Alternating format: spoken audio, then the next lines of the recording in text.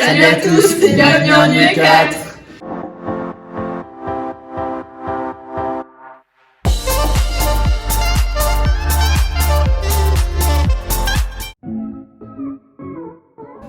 Du coup, en gros, le 4, c'est les maths.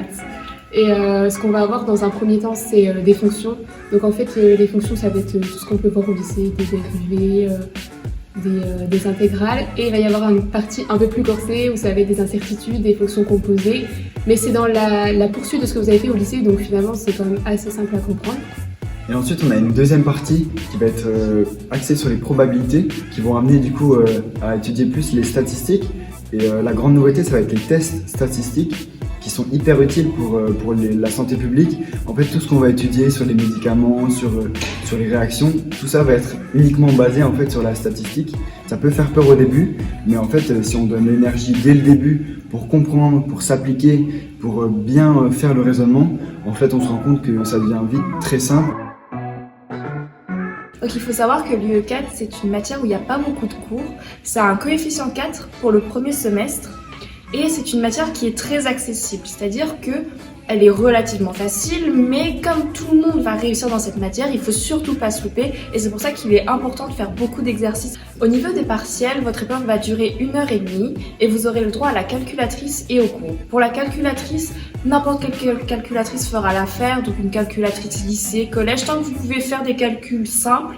Un seul truc à faire attention, on ne prend pas de calculatrice connectée parce que il peut y avoir suspicion de fraude ou des choses comme ça, de triche. Et pour les cours, vous avez le droit à un classeur avec tous vos cours ED, tout ce que vous voulez à l'intérieur. C'est pour ça qu'il est très important de bien le trier.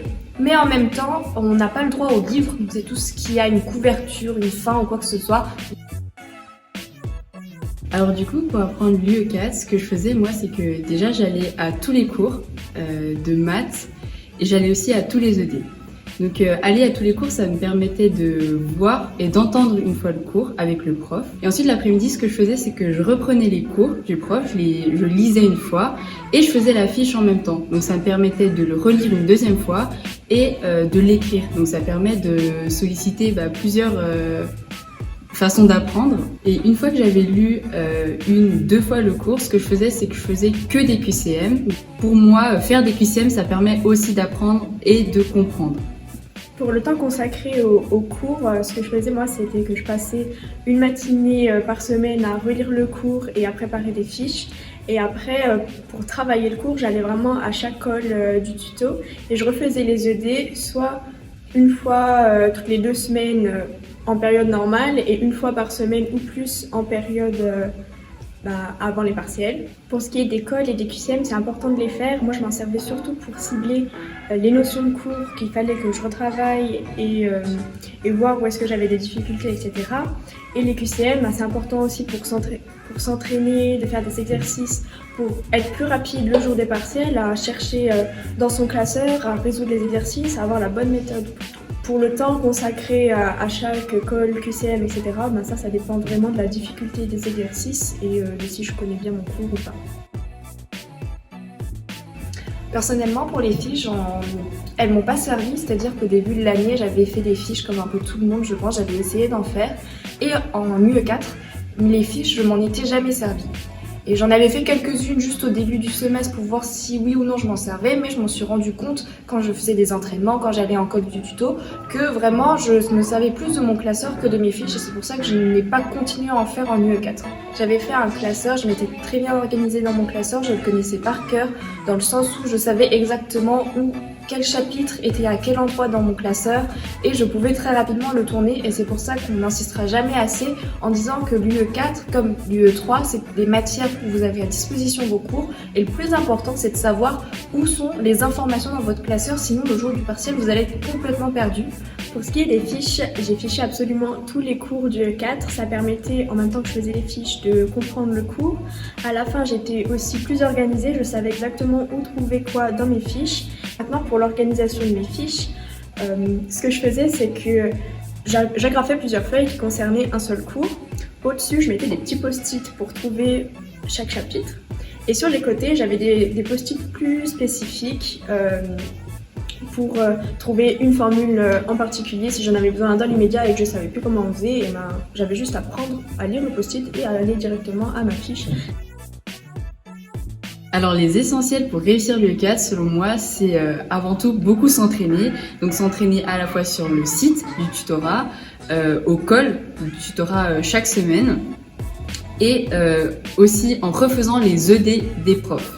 Il faut aussi avoir des fiches qui vont être nécessaires en E4, par exemple les feuilles annexes. C'est là où vous allez retrouver tous les tableaux pour les tests statistiques, des fiches d'arbres de décision ou de probabilité. Aussi, si vous pouvez avoir une fiche calculatrice qui vous explique comment votre calculatrice marche et comment on peut utiliser certaines fonctionnalités, c'est important pour pas se retrouver en panique le jour de l'examen s'il y a un problème ou pendant l'école. Et le dernier point important selon moi, c'est ne pas hésiter à passer du temps sur l'UE4, même si c'est un petit coefficient, c'est important de tout comprendre, de ne pas perdre des points bêtement. Du coup, j'étais assez contente de l'épreuve l'UE4 que j'ai eue en année, parce que en fait, finalement, c'était assez similaire à ce qu'on avait pu faire en ED, au tuto. Au final, c'est toujours la même démarche, surtout en ce qui concerne les tests. Et les tests, c'est vraiment au partiel les 3/4 de ce qu'on va faire. Donc, c'était assez simple en soi. Et aussi, avec le tuto, on avait l'habitude de faire énormément d'exercices en peu de temps. Et du coup, ce qui fait qu'on était assez efficace. Et du coup, quand je suis arrivée au partiel, j'avais énormément de temps pour me relire. Alors de mon côté, le ressenti il est moins joyeux, mais c'est pas grave du tout parce que comme le E4 c'est au premier semestre, ça permet de bien se mettre dans le bain pour le deuxième semestre. Personnellement, il y a eu peu de QCM, je m'attendais à en avoir beaucoup plus. On a eu très peu de tests, on en a eu 2 et du coup ça m'a fait perdre mes moyens.